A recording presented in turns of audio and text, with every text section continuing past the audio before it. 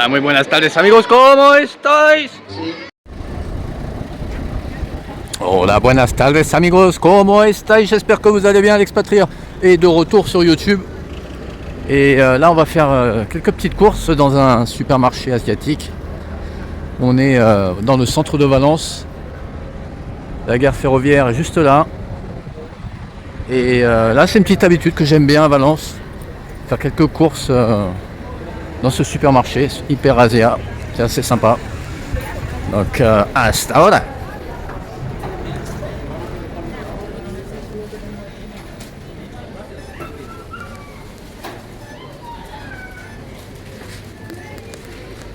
Alors, vamos a ver.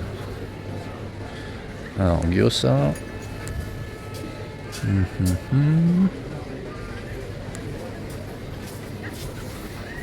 Alors, moi j'aimerais bien des gyoza de gamba et des gyoza de pollo. Gamba, c'est poulet.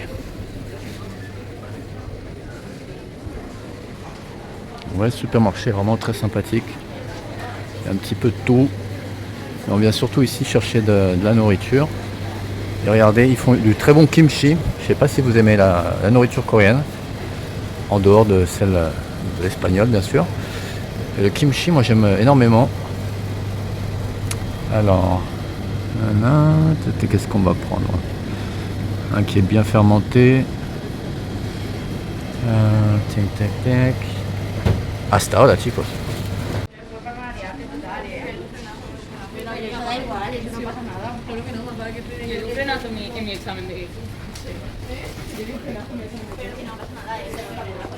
Et en Espagne, c'est très courant que beaucoup d'étudiants viennent aussi faire leurs courses dans ces magasins asiatiques, puisqu'effectivement, on peut trouver de la nourriture pas trop chère quand on n'est pas encore sur le marché du travail.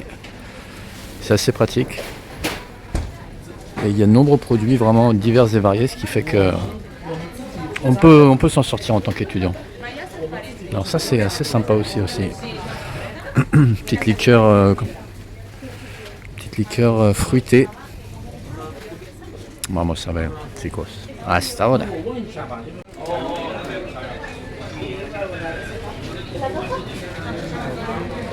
Vous voyez les amis, énormément d'Espagnols aussi viennent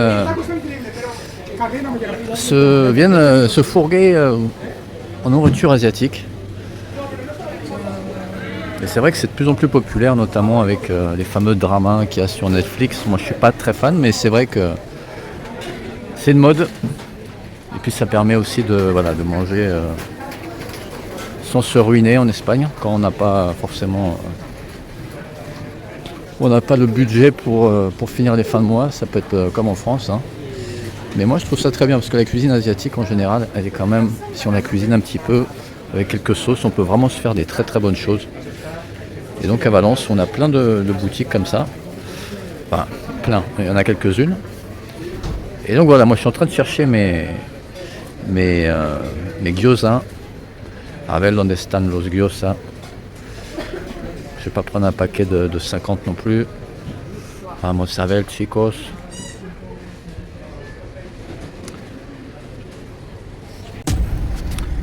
Voilà les amis, on vient de sortir de l'Hyper Asia. Il y a un petit peu de monde parce qu'en plus ce soir il y a Valence qui reçoit une équipe à domicile. Donc la ville est assez bouillante, il y a pas mal de monde aujourd'hui, comme vous pouvez le constater. Et il fait un petit peu plus frais, on va être transparent. Dans l'après-midi, on a des températures agréables, autour de 20 degrés. Et par contre, le soir, ça chute drastiquement. Donc, il ne faut quand même pas oublier de prendre un bon polaire où l'hiver s'installe peu à peu. Mais bon, voilà. Et puis donc là, on est autour de la Estación del Norte, qui est l'équivalent la station de train. Voilà, où j'ai l'habitude de me garer souvent par là pour faire quelques emplettes, mais voilà, sinon un quartier très très sympathique. Et comme je vous dis, aujourd'hui, du fait que Valence reçoit à domicile, il y a un petit peu de monde, mais ça fait du bien aussi. C'est agréable de voir la ville bouger. Et Noël se prépare petit à petit.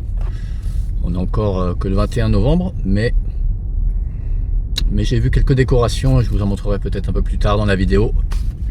En attendant, on est au milieu du trafic, donc rien d'intéressant pour l'instant.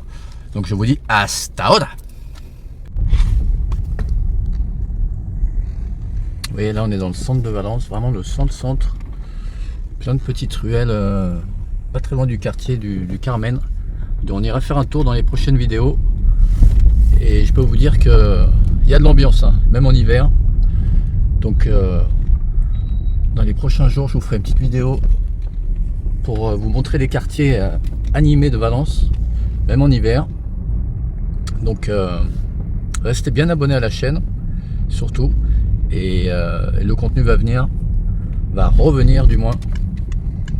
Et si vous avez des idées, des propositions de vidéos, n'hésitez pas à les mettre dans les commentaires. Je regarde de temps en temps et si vous êtes intéressé par la destination Espagne, Valence, n'importe quelle région, de toute façon, vous pouvez toujours vous référer au guide que j'ai conçu au mois de juillet 2025. Vous avez Vivre en Espagne en 2025. C'est le guide pour les néophytes qui veulent s'installer en Espagne sans trop savoir comment s'y prendre. Et je vous dis, comme bouquin de chevet, c'est vraiment très bien fait. Je l'ai fait comme si moi j'aurais aimé l'avoir à l'époque quand je me suis installé en 2015 en Espagne. Donc voilà, j'ai mis beaucoup de passion à le faire. Et le second, un petit pour ceux qui veulent acheter en Espagne, ça s'appelle Investir en Espagne en 2025. Vous l'avez dans la description. Disponible également sur Amazon. Et donc là, je vous ai mis également toutes les lois de 2025 qui sont passées concernant Airbnb, Booking, la location touristique, qu'est-ce qui change. Donc vous aurez vraiment un bouquin complet si vous souhaitez acheter via un chasseur immobilier, si vous voulez via une agence, bien de particulier à particulier. Je vous explique un petit peu comment est le marché espagnol dans son ensemble et comment souvent sont les prix. Prendre un avocat toujours pour éviter un vice caché, que ce soit des charges de copropriété qui n'ont pas été payées, puisqu'encore une fois en Espagne le notaire a un rôle très limité. Il est là pour signer la vente, mais l'avocat, lui, par contre, c'est très important d'en prendre un pour éviter de mauvaises surprises. Lui va vraiment décortiquer le bien au niveau cadastral, au niveau également des impayés. Donc parce que si vous achetez, c'est pas pour ensuite payer les impayés du propriétaire précédent. Donc il fait vraiment un travail très important et il y en a beaucoup de il y a des avocats francophones qui peuvent vous aider. Donc n'hésitez pas, je vous en ai mis quelques-uns d'ailleurs dans le guide. Donc puisque souvent quand on arrive à l'étranger, on est un petit peu perdu. Et le guide explique encore une fois comment apprendre le marché espagnol. Je vous ai mis aussi une petite évolution sur les 30 dernières années, que ce soit la bulle, la crise qu'il y a eu en 2008 en Espagne, comment c'est reparti, comment ça a stagné et comment ça repart légèrement à la hausse durant ces dernières années, avec un regain beaucoup de gens veulent la qualité de vie espagnole et vivre en Espagne tout simplement. Donc voilà, vous aurez le lien en description, je vous le mets sous la vidéo. Et voilà, mettez-moi s'il vous plaît des likes, comme d'habitude, quelques petits commentaires, ça fait toujours plaisir. Et vous pouvez me suivre et si vous avez une question, vous pouvez me rajouter sur Instagram, l'expatrieur Espagne. Ça me permet de pouvoir vous répondre de temps en temps si c'est une question pas trop longue. Une fois par semaine, je regarde un petit peu les questions que vous avez, notamment bien sûr concernant l'Espagne, et je me fais une joie de vous répondre. Parce qu'encore une fois, de plus en plus de Français ont décidé de venir vivre en Espagne pour échapper à l'ère anxiogène français, notamment les entrepreneurs, même des dirigeants d'entreprises, de PME, qui ont décidé de tout lâcher. Trop de charges à payer, trop c'est trop. Donc il y a un moment, c'est même plus un risque de venir s'installer ici, c'est presque une aubaine, hein, parce que il n'y a plus rien à tirer du système français. Il est vraiment... les gens vont dire oui, tu reviendras pour faire tes soins, etc. Mais non, en Espagne, ne vous inquiétez pas. Au niveau santé, ça se passe très bien, notamment sur des villes comme ça, troisième ville espagnole, Valence. Il n'y a aucun souci, et même je suis même mieux soigné ici. Et notamment, j'ai des rendez-vous beaucoup plus rapidement qu'en France. Et il y a des très bons spécialistes, des dentistes, ce que vous voulez. Donc voilà. Je ne m'inquiète pas pour ça. Je baisse un peu le portable parce qu'il y a un petit peu quand même de la Guardia Civile. Ce serait dommage, un vendredi soir. Hop, elle est là. Et mignonne d'ailleurs. Et donc ce serait dommage de se faire pincer. Mais donc là on est sur le retour à la maison. Et voilà. On m'a regardé, je crois qu'elle m'a grillé avec le portable. Mais l'expatrieur, non c'est bon, tout va bien. Donc voilà. Donc n'hésitez pas encore une fois à vous abonner.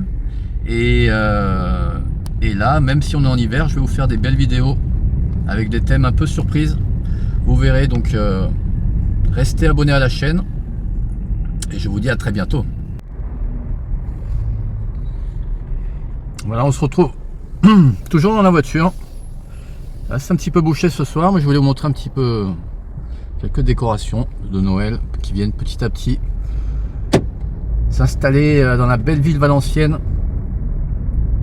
Ah, on est bien ici, hein, vraiment, je peux vous dire, venez passer quelques jours, vous allez tout oublier de ce qui se passe en France, de tout ce qui ne va pas. Et l'Espagne, c'est vraiment une bouffée d'air, une bouffée pour la santé mentale. Pour moi, c'est le meilleur médicament. Et d'ailleurs, de nombreux Français viennent de temps en temps à Barcelone, à Valence, en Andalousie pour changer un peu les idées, parce que c'est vrai que l'atmosphère est lourde, est très très lourde en France. Il n'y a pas un jour sans taxe, il n'y a pas un jour sans mettre de l'anxiété, notamment chez les jeunes, chez les parents. Je disais dernièrement, bon, bah, là, notamment là, par rapport au kit de survie, par rapport, il va falloir s'habituer, entre guillemets, à ce que ces enfants partent à la guerre. Enfin bref, l'hypothétique guerre entre la Russie et la France, ben, je peux vous dire, ou même comment dire, l'antisémitisme, ce fameux mot magique.